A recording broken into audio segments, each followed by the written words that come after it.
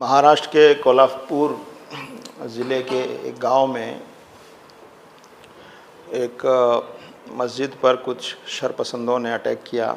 उस बस्ती में भी मेरी आज सुबह ही महाराष्ट्र के जो जमात के वहाँ के प्रेसिडेंट हैं उनसे डिटेल में बात हुई, तो वहाँ तकरीबन 1000 से ज़्यादा लोगों की भीड़ को लेकर कुछ लोग उस गांव में चले गए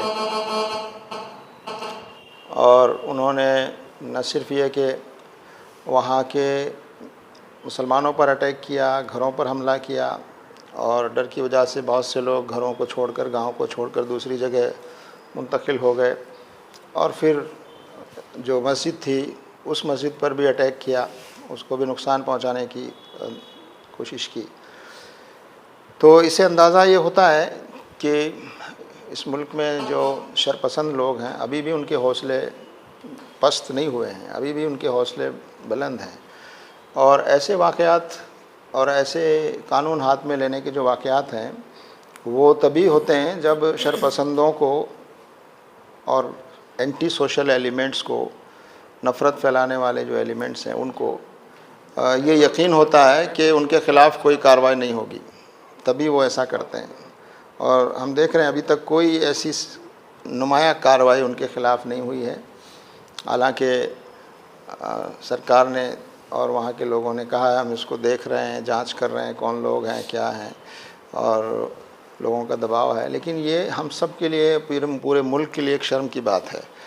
और ये एक तरह से देखा जाए तो डायरेक्ट हुकूमत के ख़िलाफ़ एक अटैक है। ये सिर्फ मस्जिद पर अटैक नहीं है।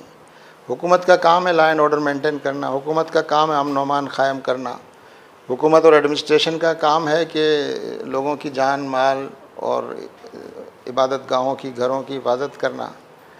लेकिन हुकूमत के होते हुए अगर शरपसंद लोग घरों में, गाँव में घुसकर इस तरह करते हैं तो इसके माने ये है कि वो हुकूमत पर अटैक कर रहे हैं। तो ये हुकूमत की नाकामी है एक तरह से। तो ख़ास तौर से हम इसको स्टेट गवर्नमेंट को स्पेशली ज़िम्मेदार ठहराते हैं और वहाँ का जो डिस्ट्रिक्ट एडमिनिस्ट्रेशन है वो इसके लिए रिस्पॉन्सिबल है। 1000 लोगों की भीड़ को कोई जमा करके गांव में लाता है और वहाँ के अगर पुलिस को और इंटेलिजेंस को इतना मालूम नहीं होता तो फिर ये एडमिनिस्ट्रेशन क्या चीज़ है। इसके माने सिर्फ फेल्योर नहीं है, वो फेल्योर नहीं है बल्कि एडमिनिस्ट्रेशन और हुकूमत का इन्वॉल्वमेंट है वो। तो हम इसकी सख्त मजम्मत करते हैं और ये बहुत ख़तरनाक अलामत है ये। और अपोजिशन पार्टीज़ जो हैं उनको भी हम इस मौके पर ये बात कह रहे हैं और हमारे लोग भी वहाँ कह रहे हैं कि ऐसे मौके पर सिर्फ मुसलमानों को आवाज़ नहीं उठानी चाहिए बल्कि आम हिंदुओं का आवाज़ उठानी चाहिए, आम सियासी लोगों का आवाज़ उठानी चाहिए कि आखिर इस मुल्क में कानून चलेगा या शरपसंदों की मर्ज़ी चलेगी। तो ये एक तरह से हमारे डेमोक्रेटिक सिस्टम पर, कॉन्स्टिट्यूशन पर, लॉ एंड ऑर्डर के निज़ाम पर, हुकूमत पर हमला है। ये सिर्फ एक मस्जिद पर और मुसलमानों पर हमला है, इसको समझना बहुत छोटी चीज़ होगी। तो इसको बहुत सीरियसली लेना चाहिए और मुझे लगता है कि लोग अपनी ज़िम्मेदारियां, हम तो अपनी ज़िम्मेदारी निभा रहे हैं। हमारी टीम वहाँ पहुँच चुकी है और वहाँ जो कुछ किया जा सकता है वो कर रही है, एडमिनिस्ट्रेशन से भी मिल रही है। रिलीफ़ का काम भी शुरू किया है वहाँ पर, जिन लोगों के नुकसान हुए हैं उनको करने का सर्वे का काम भी वहाँ हो रहा है। लेकिन ये जो घटना है इसको एक घटना नहीं मानना चाहिए, ये एक मेंटलिटी है जो अभी भी इसका सख्ती से इस मेंटलिटी को कंट्रोल करना ये हुकूमत की ज़िम्मेदारी है असलन।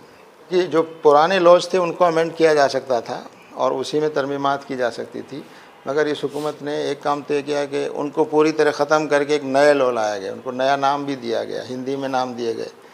जबकि ये देश जो है, पूरा देश हिंदी नहीं समझता है, तो एक नाम चेंज किया गया। दूसरा, इतना अहम तब्दीली लाने के लिए पार्लियामेंट में बहस नहीं की गई। बिना बहस के जब 145 पार्लियामेंट के मेंबरान सस्पेंडेड थे, उस ज़माने में आप इतने बड़े तब्दीली लाकर एक नए कानून बिना बहस के पास करते हैं। तीसरा ये कि इसमें जो कुछ प्रोविज़न्स रखे गए हैं वो हम तो समझ रहे थे कि नए कानून आएंगे तो पुलिस को जवाबदेह बनाया जाएगा, पुलिस जो गलतियां करती है उसको रोकने की कोशिश की जाएगी। लेकिन यहाँ पुलिस को और ज़्यादा पावर्स दे दिए गए हैं इसमें, और कस्टडी में रखने की छूट जो है वो और लंबी कर दी गई है, और बाज़ केसेस में बेल को और ज़्यादा मुश्किल कर दिया गया है, जबकि बेल तो लोगों का राइट है। बेल ना होना एक एक्सेप्शन है, ये अदालत भी मानती है। और टेररिज़म का जो दायरा है, टेररिज़म की डेफिनेशन है, उसके दायरे को इतना लूज़ कर दिया गया है कि किसी भी छोटी से छोटी चीज़ को भी आप टेररिज़म से जोड़कर उसके ख़िलाफ़ बहुत सख्त किस्म की कानूनी कार्रवाई कर सकते हैं। तो आवाम के ह्यूमन राइट्स, सिटीज़न राइट्स को इसमें बहुत कमज़ोर किया गया है, और पुलिस को ज़्यादा पावर्स दिए गए हैं, पुलिस को के पावर्स को ज़्यादा बढ़ाया गया है। तो हमें लगता है कि इन कवानीन को गलत तरीके से पास किया गया। जो तब्दीलियाँ आई हैं उनमें बहुत सी तब्दीलियाँ ऐसी हैं जो बहुत ख़तरनाक है हमारी निगाह में। तो हम ये चाहते हैं कि ये एक कमेटी के सामने ये पूरे तीनों लॉज पेश हों, पार्लियामेंट दोबारा इसको डिस्कस करे और इसको बाकायदा पार्लियामेंट में डिबेट और बहस करने के बाद नए कानून लागू किए जाने चाहिए। हालांकि 1 जुलाई से उन्होंने इसको लागू कर दिया है, तो हम उस वक्त भी इसकी हम मजम्मत और मुखालिफत करते रहे। अभी भी हमारा यही मुतालबा है कि ये कानून सिटीज़न्स के लिए फेवरेबल कानून नहीं है।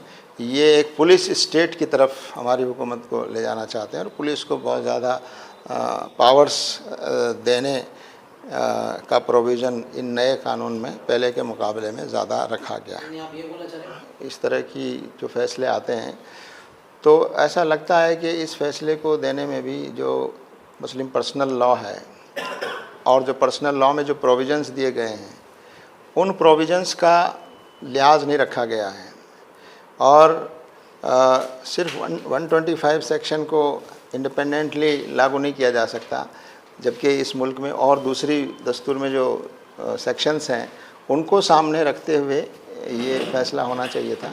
लेकिन ये फ़ैसला कोई पहला फ़ैसला नहीं है, मीडिया इसको इस तरह बता रहा है जैसे पहली बार ऐसा हुआ है। ऐसे हाई कोर्ट में और अदालतों में 1986 में ये कानून बना था, शाहबानो के केस के बाद पार्लियामेंट में अमेंडमेंट करके कानून बनाया गया था, और उसकी रोशनी में इसके ख़िलाफ़ फ़ैसले बराबर आते रहे हैं और मुसलमान उसके ख़िलाफ़ नाराज़गी का इजहार करते रहें और कानूनी कार्रवाइयाँ भी करते रहे। तो इस मामले में भी मुस्लिम पर्सनल लॉ बोर्ड ने अपना स्टेटमेंट जारी किया है, और चूँकि ये सीधा सीधा पर्सनल लॉ पर लॉ में इंटरफेरेंस है और हम इसको दस्तूर के भी ख़िलाफ़ मानते हैं इस फ़ैसले को, कि ये फ़ैसला दस्तूर की जो स्पिरिट है उसके भी ख़िलाफ़ है, जिसमें हर गिरोह को अपने पर्सनल लॉ पर अमल करने की आज़ादी दी गई है।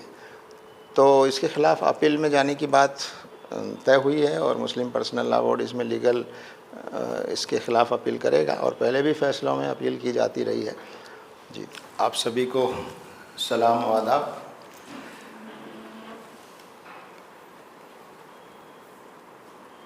कर्नाटक का ये 11 दिन का हमारा एक टूर प्रोग्राम है जो 11 जुलाई से शुरू हुआ है और 21 जुलाई को बीदर में कंप्लीट होगा। इस वक्त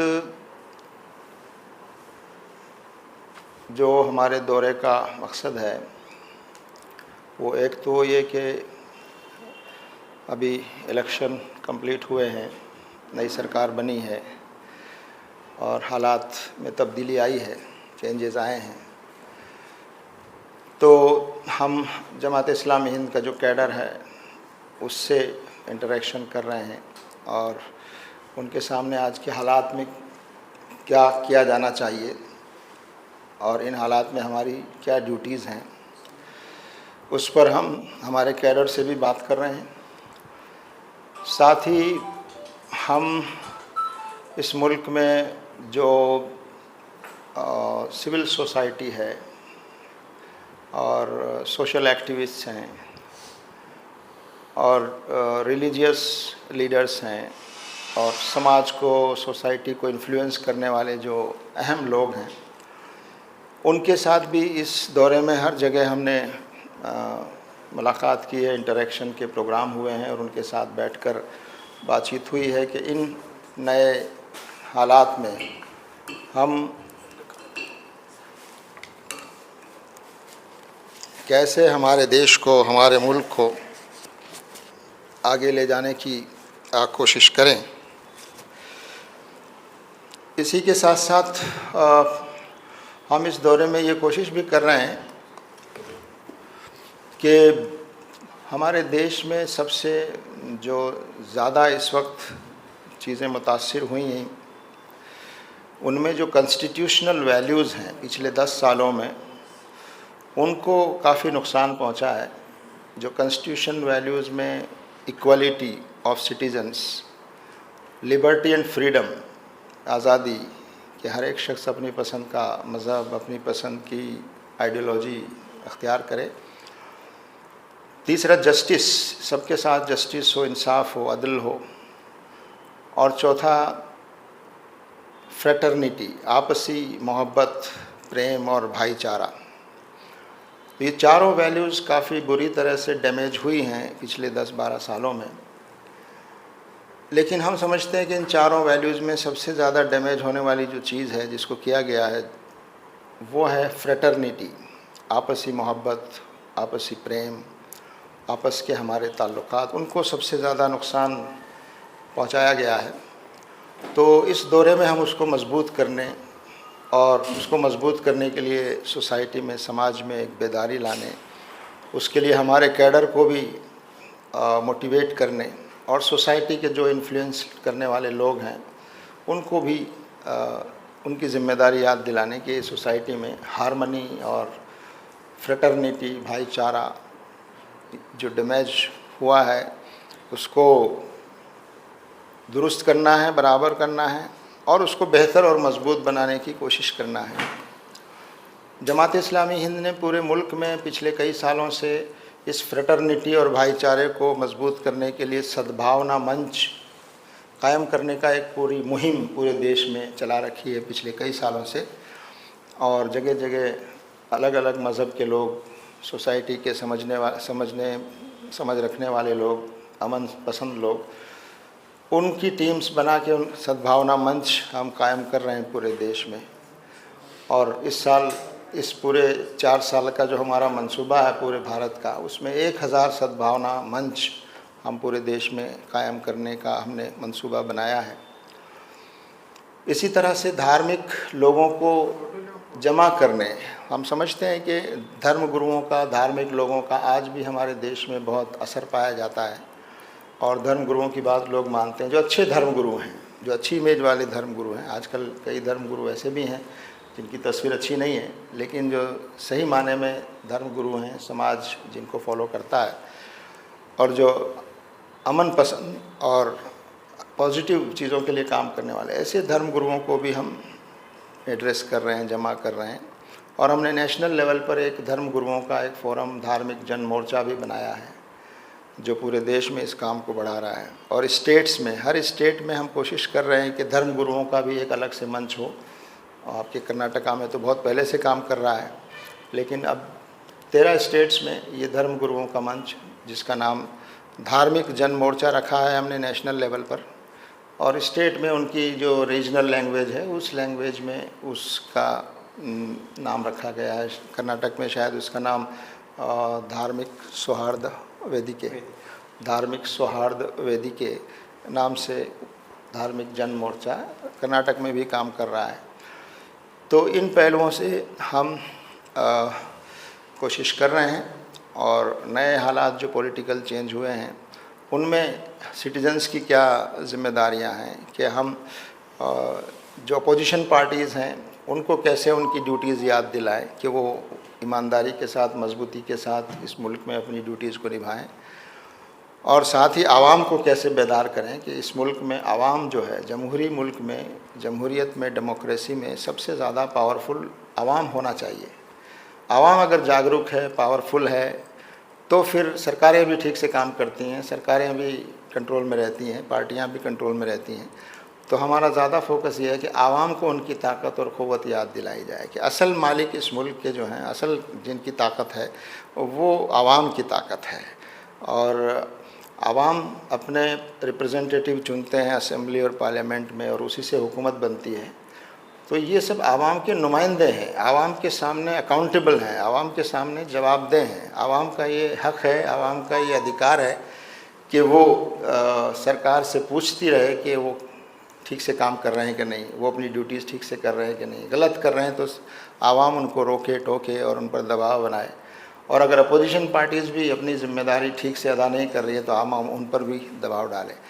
तो इस दौरे में और पूरे हमारे प्रोग्राम में आवाम को बेदार करना, आवाम को मजबूत करना एक डेमोक्रेसी में, और उनकी जो ज़िम्मेदारी है वो याद दिलाना, ये भी हमारे कामों में से एक अहम काम है। तो ये कुछ बातें हैं जो मैंने आपके सामने रखी हैं इस दौरे में। और यहाँ के बारे में, कुछ स्टेट के बारे में अगर हमारे प्रदेश के जो अध्यक्ष हैं, कर्नाटका जमात इस्लामी हिंद के प्रेसिडेंट, वो आपको बताएंगे अगर कोई और चीज़। जैसा कि मोहतरम नायब अमीर जमात सलीम इंजीनियर साहब ने बताया है, मुल्क के हालात में एक तरफ मुख्तलिफ़ मज़ाहिब और मुख्तलिफ़ तबक़ात के दरमियान हम आहंगी और अमन और भाईचारगी की फ़िज़ा को प्रमोट करने के लिए जमात की जो कोशिशें हैं उसको मुस्तहकम करने की हमारी ये जद्दोजहद है। दूसरी तरफ फ़िस्तायत का जो ख़तरा पार्लियामेंट के इलेक्शन से पहले शिद्दत से महसूस किया जा रहा था, किसी दर्जे में इस इलेक्शन में उनको सेटबैक हुआ है, कुछ ब्रेक सा लगा है। ये यहाँ के डेमोक्रेसी की वाइब्रेंसी की, यानी एक लाइव डेमोक्रेसी होने का एक सबूत भी है, और अपोजिशन के लिए नंबर्स न सही मगर एक मॉरल विक्ट्री एक हैसियत में है। सो इंडिया के सही नैरेटिव को एक हैसियत से यहाँ तक़वियत मिली है। इस बात की ज़रूरत है कि इस काम को और आगे बढ़ाया जाए, जारी रखा जाए। फ़िस्तायत कमज़ोर ज़रूर हुई है मगर फिर भी हुकूमत में है और उनके एजेंडे पर काम जारी है।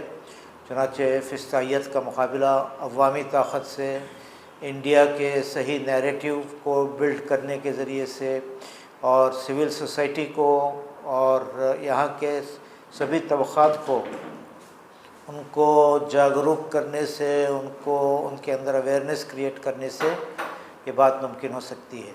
चुनांचे ये लड़ाई जारी रहेगी, चाहे वो कॉन्स्टिट्यूशनल नैरेटिव की बात हो, मॉरल वैल्यूज़ की बात हो, फ़िरक़ा वाराना हम आहंगी की बात हो, और लोगों के दरमियान, यहाँ के समाज के मुख्तलिफ़ तबक़ात के दरमियान तालमेल की बात हो।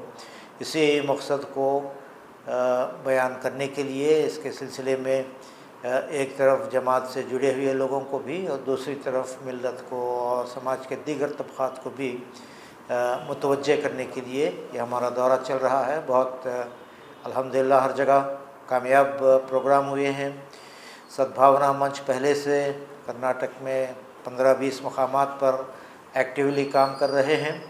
तवक्को है कि इस दौरे के बाद इस एक्टिविटी में और तेज़ी आएगी और यहाँ मुख्तलिफ़ तबक़ात के दरमियान हम आहंगी पैदा करने में एक अहम किरदार अदा होगा।